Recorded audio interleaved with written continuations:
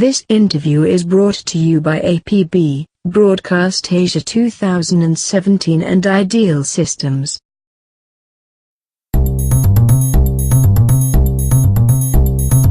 So the transition I'm seeing in broadcaster in Asia Pacific, mainly the customers or the broadcaster in Japan, Korea, China, Australia and Singapore are far much ahead compared to the rest of the other countries, right? And if you're looking at which are the segments they are moving ahead, is mainly in the IP studio and also in the IP headend, they're moving to IP transitions.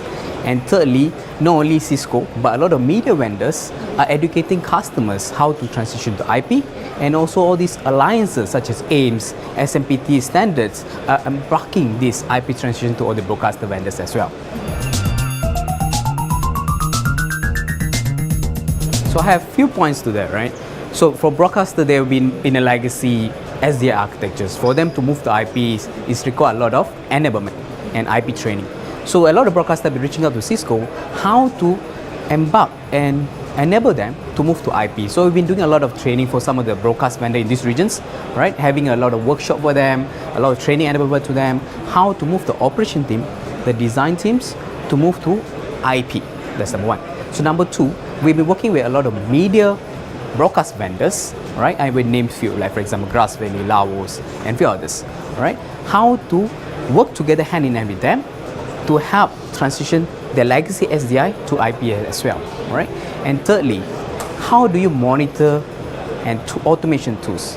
So we have come up, and with the help from the media vendors, we'll be helping them how to provide an operation tool, then simplify the day-to-day operation when they move to SDI to IP.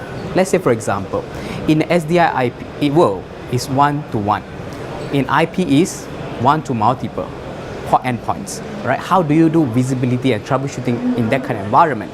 So that's why we have come up with tools such as media controller to help broadcaster to monitor and operate their day-to-day network architectures much more easier compared to the traditional way.